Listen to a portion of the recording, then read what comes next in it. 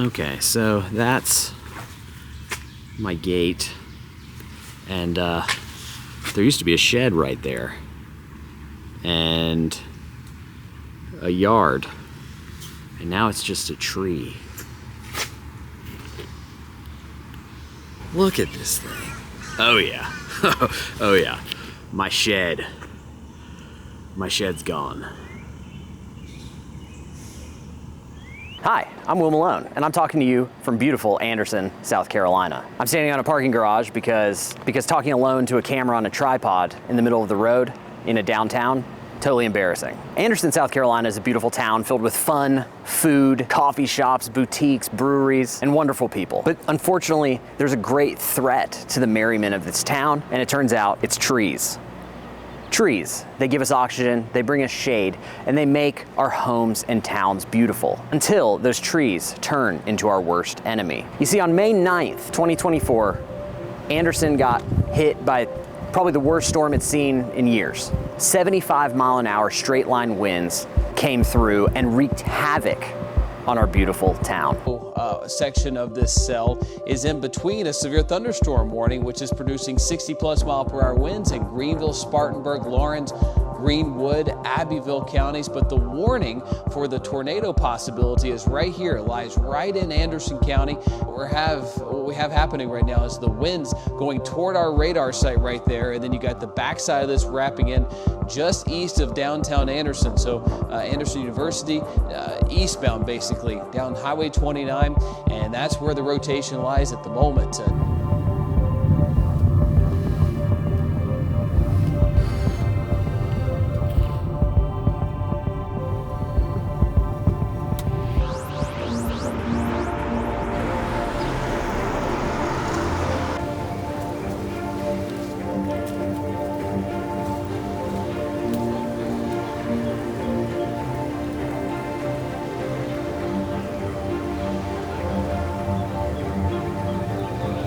This is my yard. A very large tree from a neighboring property obliterated my shed and everything inside.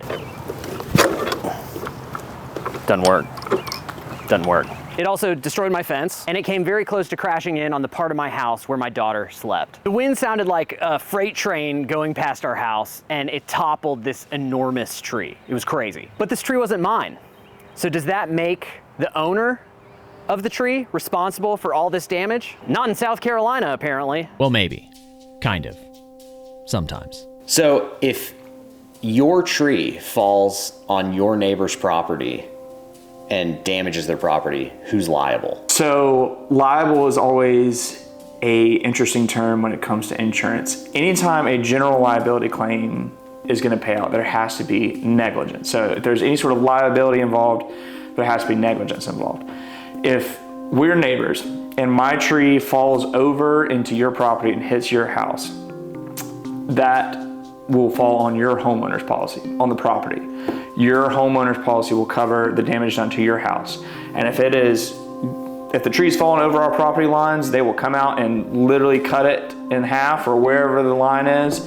Whatever's on your side of the property is on your homeowner's policy, and then I'm responsible for cleaning up everything on my side of the property. Now, if we're neighbors and 18 months ago, you approached me, while we're out cutting the grass or whatever, and you said, hey, that tree looks like a little dead. It looks like you got some dead branches up there, or, nothing's grown for the past 2 years on that. Looks like, that may fall on my property or something. And I don't do anything about it, then I am being negligent. So in the event that a dead tree were to either fall down, storm or not, a dead tree could just fall at any point.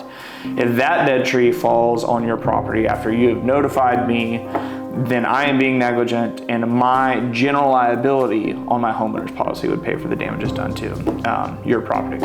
My assumption was originally, if it's your tree, it's your problem. But clearly the law in South Carolina doesn't work that way.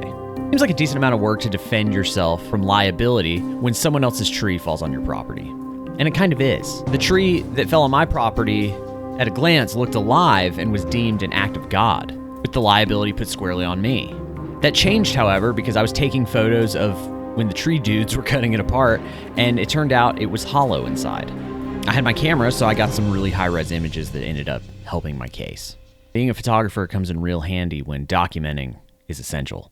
And if you're worried about your neighbor's tree, there must be evidence that you notified them that you believed it was dangerous. Driving around Anderson, it's now hard not to notice potentially dangerous trees everywhere. If you wandered around during the aftermath of the storm, you'd notice that many of the trees that fell were unhealthy in some way. And let's be real, there's not much one can do about 75-mile-an-hour straight-line winds. Living and dead trees alike can fall, and sometimes it's just no one's fault. But clearly the incentives to take care of our trees and prevent damage to people and property are lacking, because dangerous trees are just simply everywhere you look in a town like Anderson. And overall, I was lucky that the tree didn't destroy our house or injure anyone inside. Some people in this town weren't so lucky. I have friends who won't be able to live in their house for months while repairs take place.